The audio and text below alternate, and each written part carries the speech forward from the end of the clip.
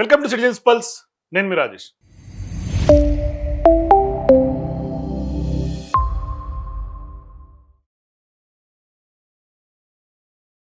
కోమటిరెడ్డి రాజగోపాల్ రెడ్డి గురించి మనం నిన్న కూడా మాట్లాడాం, గతంలో మాట్లాడాం. ఇప్పుడు కోమటిరెడ్డి రాజగోపాల్ రెడ్డికి సంబంధించి అతిపెద్ద హామీ కాంగ్రెస్ పార్టీ అధిష్టానం ఇచ్చింది. ఆయన గతంలో బీజేపీలో నుంచి కాంగ్రెస్లోకి వచ్చినప్పుడు, ఎన్నికల కంటే ముందు వచ్చినప్పుడు స్పష్టంగా టీపీసీసీ అధ్యక్షుడిగా ఉన్నటువంటి ఇప్పుడు ప్రజెంట్ కొనసాగుతున్నటువంటి మహేష్ కుమార్ గౌడ్ గారు కూడా అనేక సందర్భాల్లో మీడియాతో కూడా చెప్పినటువంటి నేపథ్యం ఉంది.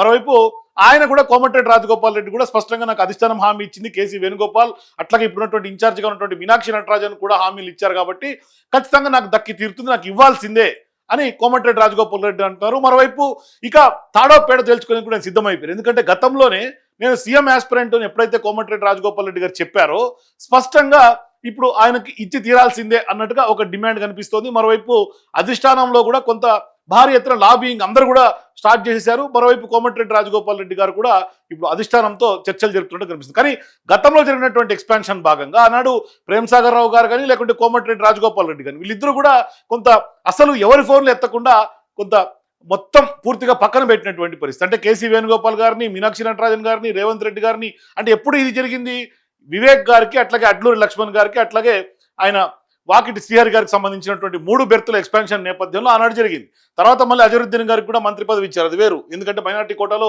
ఆయనకు కూడా ఇచ్చారు. కానీ ఇవాళ కోమటిరెడ్డి రాజగోపాల్ రెడ్డి గారి గురించి పెద్ద ఎత్తున నల్గొండ వ్యాప్తంగా చర్చ జరుగుతోంది. ఎందుకు కోమటిరెడ్డి రాజగోపాల్ రెడ్డి గారికి అధిష్టానమే హామీ ఇచ్చినా ఎందుకు ఆగింది, ఎందుకు ఎక్స్పాన్షన్ లో భాగంగా ఆయనకి ఇవ్వట్లేదు ఇన్ని సందర్భాల్లో కూడా అంటూ కూడా మరి దీని వెనకాల ఏంటి అనేది ఒక చర్చ. ఇక్కడ ప్రధానమైనటువంటి కోమటిరెడ్డి రాజగోపాల్ రెడ్డి గారి అంశం మనం ఇంకో వీడియోలో మాట్లాడదాం. ఎందుకంటే ఇక్కడ ప్రధానంగా కోమటిరెడ్డి రాజగోపాల్ రెడ్డి గారికి సంబంధించి ఒక ప్రత్యేకమైనటువంటి ఈక్వేషన్ ఉంది, అది మనం మాట్లాడే ప్రయత్నం చేద్దాం.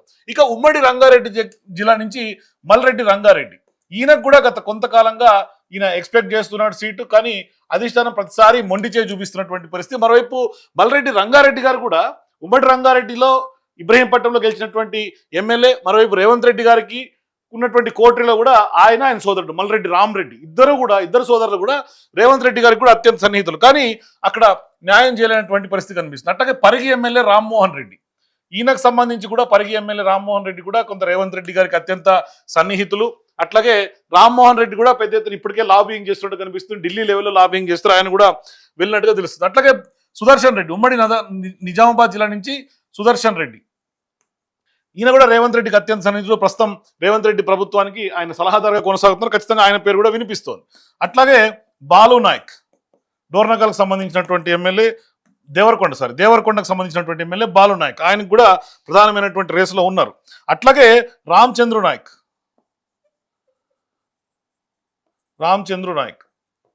ఈయనకు సంబంధించినటువంటి పేరు కూడా ప్రధానంగా వినిపిస్తుంది. ఈయన డోర్నకల్ ఎమ్మెల్యే, ప్రస్తుతం ఆయన విప్గా కూడా కొనసాగుతున్నట్టుగా తెలుస్తుంది. కానీ రామచంద్ర నాయక్ కూడా ఖచ్చితంగా ఎక్స్పెక్ట్ చేస్తున్నాడు సీటు, ఆయనకు కూడా కొంత అధిష్టానం పరిశీలించే అవకాశం ఉంది.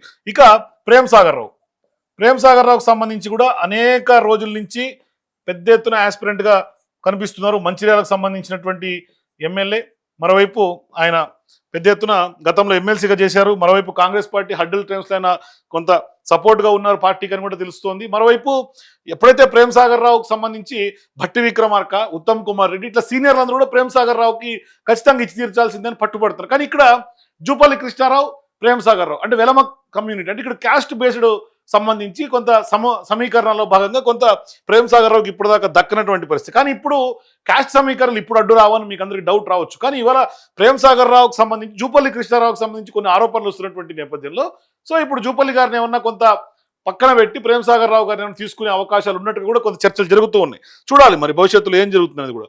ఇక నెక్స్ట్ మదన్ మోహన్ రావు, ఈయన గురించి పెద్ద ఎత్తున రేవంత్ రెడ్డి ప్రభుత్వం ఏర్పడినప్పటి నుంచి కూడా ఎల్లారెడ్డికి సంబంధించినటువంటి ఎమ్మెల్యే గురించి అతి పెద్ద చర్చ జరుగుతోంది. మరోవైపు మదన్ మోహన్ రావుకి కొంత ఐటీ శాఖ ఇవ్వాలని ఎప్పటి నుంచో ప్రతిపాదనలు ఉన్నాయి. మరోవైపు మదన్ మోహన్ రావు కూడా చాలా క్యాపబుల్, రాహుల్ గాంధీ కోటరీలో ఉన్నటువంటి వ్యక్తి. మరోవైపు ఇదే మదన్ మోహన్ రావు గారికి సంబంధించి కూడా సేమ్ క్యాస్ట్ ఈక్వేషన్స్ ఇక్కడ కూడా ఈయనకు అడ్డు. కాకపోతే ఇప్పుడు ఉమ్మడి నిజామాబాద్ జిల్లాలో ఎవరైతే సుదర్శన్ రెడ్డి, నెక్స్ట్ మదన్ మోహన్ రావు, ఈ ఇద్దరిలో ఎవరికో ఒకరికి ఖచ్చితంగా మంత్రి పదవి ఇవ్వాలి అని కొంత చర్చ జరుగుతున్నట్టు తెలుస్తుంది. సో ఆ కసరత్తు ఏ విధంగా జరుగుతుంది, ఎవరిని ఫైనలైజ్ చేస్తారనేది కూడా చూడాలి. ఇక నెక్స్ట్ మహేష్ కుమార్ గౌడ్, ఈయన కూడా కొంత టీపీసీసీ అధ్యక్షుడు, మరోవైపు ఇక్కడ ఈయన ఎమ్మెల్సీగా కొనసాగుతున్నారు, మరోవైపు ఈయన బీసీ కమ్యూనిటీ చెందినటువంటి వ్యక్తి, మరోవైపు కాంగ్రెస్ పార్టీ సారథ్యం వహిస్తున్నారు కాబట్టి ఖచ్చితంగా మహేష్ కుమార్ గౌడ్ గారి పేరు కూడా ప్రధానమైనటువంటి లిస్టులో వినిపిస్తోంది. సో ఇక నెక్స్ట్ కనుక చూస్తే మనం అట్లాగే గడ్డం ప్రసాద్ కుమార్, ఈయన స్పీకర్గా కొనసాగుతున్నారు. అయితే ఇప్పుడు గడ్డం ప్రసాద్ కుమార్ గారికి కూడా ఇవ్వాలి అన్న చర్చ జరుగుతోంది, వికారాబాద్కి సంబంధించినటువంటి ఎమ్మెల్యే. అట్లాగే ఎమ్మెల్సీగా ఉన్నటువంటి విజయశాంతికి అధిష్టానం కోటాలో ఖచ్చితంగా ఇచ్చే అవకాశాలు ఉన్నట్టుగా తెలుస్తోంది. మరోవైపు ఆమె అక్కడి నుంచి కొంత నరుక్కుంటూ వస్తుంది. అధిష్టానం ఎమ్మెల్సీకి సంబంధించి విజయశాంతికి ఖచ్చితంగా అంటే తెలంగాణ ఉద్యమరాలుగా, అట్లాగే తెలంగాణలో కొంత సినీ సెలబ్రిటీ, కొంత పార్టీకి యూజ్ అవుతుంది. మరోవైపు మొన్న జరిగినటువంటి ఎన్నికల్లో కూడా ఎమ్మెల్సీగా ఉండి కూడా విజయశాంతి కొంత సైలెంట్గా ఉన్నారు, ఆమె ఎక్కడ యాక్టివ్గా లేరు అన్న ఒక చర్చ ఉంది. ఆమె కొంత అలకబూనారు, మంత్రి పదవి దక్కలేదు, క్యాబినెట్ ఎక్స్పాన్షన్లో కూడా ఆమె ఇప్పటిదాకా పెద్దగా కాంగ్రెస్ పార్టీ ఆశించిన మేరకు ఆమె పెద్దగా కాంగ్రెస్ పార్టీ కోసం పనిచేయట్లేదు, గలం విప్పట్లేదు. మరోవైపు ఆమె కూడా కొన్ని సందర్భాల్లో కాంగ్రెస్ పార్టీ రేవంత్ రెడ్డి గారిని టార్గెట్ చేసినటువంటి ట్వీట్స్ కూడా కొంత చర్చనీయాంశంగా మారుతున్నాయి. అంటే వీటన్నిటికీ కారణం ఏంటంటే ఖచ్చితంగా మళ్ళీ బ్యాక్ టు స్క్వేర్, అక్కడ మళ్ళీ మంత్రి పదవికి సంబంధించినటువంటి ఈక్వేషన్. ఇది కోమటిరెడ్డి రాజగోపాల్ రెడ్డి గారైనా, లేకుంటే విజయశాంతి గారైనా, మల్రెడ్డి రంగారెడ్డి గారైనా, ఇట్లా అంటే రేవంత్ రెడ్డి గారిని ప్రభుత్వాన్ని టార్గెట్ చేస్తున్నారు అంటే ఖచ్చితంగా వాళ్లకు అసంతృప్తి, ఖచ్చితంగా మంత్రి పదవి దక్కలేదని అసంతృప్తి ఉంది అనేది స్పష్టంగా కనిపిస్తోంది. ఇక ఈ 11 మంది కాకుండా ఇక నెక్స్ట్ అద్దంకి దయాకర్ పేరు ప్రధానంగా గతం నుంచి కూడా వినిపిస్తోంది. ఆయన కూడా తెలంగాణ ఉద్యమ కాలం నుంచి ఉన్నారు. మరోవైపు ఇప్పుడు ఆయన ఎవరైతే మార్టియర్స్, తెలంగాణ కోసం ప్రాణాలు త్యాగం చేసినటువంటి ఆ యొక్క కుటుంబాలకి కొంత న్యాయం చేయాలని కూడా రేవంత్ రెడ్డి వేసినటువంటి కమిటీలో కూడా ఆయన క్రియాశీలక మెంబర్. ఆయన కూడా రీసెంట్ గానే అద్దంకి దయాకర్ కూడా విజయశాంతి గారితో పాటుగా ఎమ్మెల్సీ ఇచ్చారు. కానీ విప్పుగా ఇచ్చినప్పటికి కూడా ఆయనకి ఇంకా కూడా మంత్రిగా కావాలనే ఒక కోరిక అయితే ఆయనకు ఉండిపోయింది. కాబట్టి ఖచ్చితంగా ఆయన కూడా ఇప్పుడు క్యాబినెట్ బెర్త్ని ఎక్స్పెక్ట్ చేస్తున్నట్టు కనిపిస్తుంది. అట్లాగే పెద్ద ఎత్తున తుంగతుర్తి నియోజకవర్గంలో గెలిచినటువంటి మందుల శామ్యూల్ మీద కూడా కొన్ని ఆరోపణలు వచ్చినప్పటికీ, ఇసుక ఆరోపణలు ఉన్నాయి, ఇట్లా డిఫరెంట్ ఆరోపణలు ఉన్నాయి.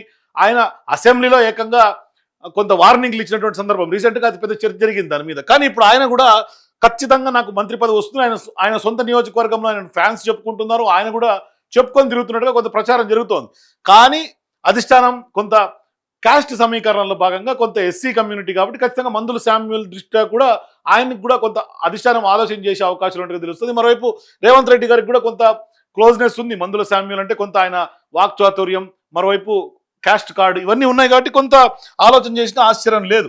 ఇక అట్లాగే నెక్స్ట్ ఆది శ్రీనివాస్, ఈయన కూడా కొంత రేవంత్ రెడ్డి గారికి అత్యంత సన్నిహితులు, బీసీ సామాజిక వర్గం సంబంధించినటువంటి నాయకులు కాబట్టి ఖచ్చితంగా విప్పుగా ఉన్నటువంటి ఆది శ్రీనివాస్ గారికి కూడా కొంత ఎప్పటి నుంచో క్యాబినెట్లకు రావాలని ఒక ఆశ ఉంది. ఆశావాళ్ళ లిస్టులో ప్రముఖంగా ఎప్పుడు పేరు ఆది శ్రీనివాస్ గారి పేరు నలుగుతూ ఉంటుంది. కాబట్టి ఖచ్చితంగా ఆయనకు కూడా కొంత బెర్త్ ఎక్స్పెక్ట్ చేస్తున్నట్టుగా కనిపిస్తోంది.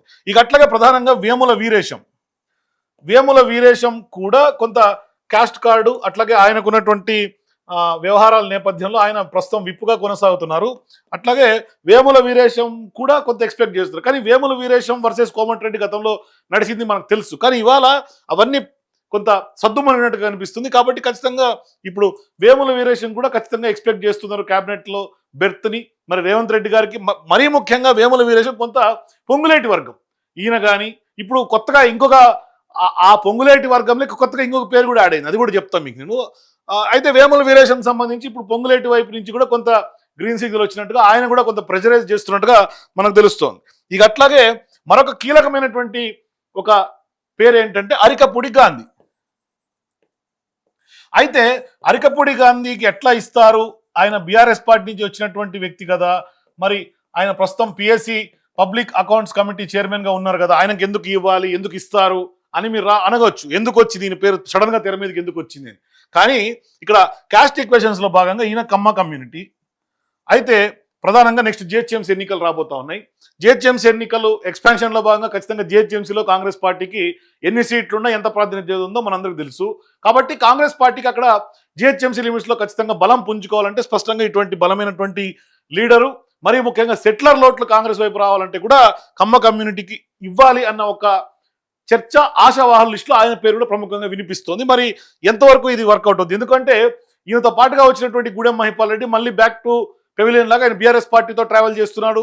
రేవంత్ రెడ్డి గారికి ఛాలెంజ్ చేశారు. కాంగ్రెస్ పార్టీకి సంబంధించినటువంటి మున్సిపాలిటీలను ఓడించినటువంటి కీలకమైనటువంటి వ్యక్తిగా ఆయన ఉన్నారు. హరీష్ రావు గారితో మంచి టర్మ్స్ ఉన్నాయి, ఆయన కొనసాగుతున్నారు. ఇదంతా ఉంది. కాబట్టి ఇప్పుడు నెక్స్ట్ ఉమ్మడి హైదరాబాద్ లో శేర్లింగంపల్లి నియోజకవర్గంలో కీలకంగా ఉన్నటువంటి జిహెచ్ఎంసీ సీట్లను కూడా కొంత ఖచ్చితంగా కాంగ్రెస్ వైపు వేసుకోవాలంటే ఇదే ఆప్షన్ అనేది కూడా ఒక చర్చ జరుగుతూ ఉంది. సో ఇక నెక్స్ట్ కనుక తీసుకుంటే యశస్విని రెడ్డి, పాలకుర్తి యశస్విని రెడ్డి. అయితే ఈ యొక్క యశస్విని రెడ్డికి సంబంధించి ఆమె ఈ మధ్య కాలంలో పాలకుర్తి నియోజకవర్గం ఎమ్మెల్యే గెలిచినటువంటి యశస్విని రెడ్డి వరుసగా ఎక్కువ శాతం పొంగులేటి వర్గంగా ముద్రపడుతుంది. ఆమె పొంగులేటితో కొంత తిరుగుతున్నారు. పొంగులేటి వర్గం కూడా కొంత అధిష్టానం దగ్గర చర్చలు జరుపుతున్నట్టుగా తెలుస్తోంది ఈ వ్యవహారంలో. కాబట్టి ఈమె కూడా కొంత బెర్త్ ఎక్స్పెక్ట్ చేస్తోంది.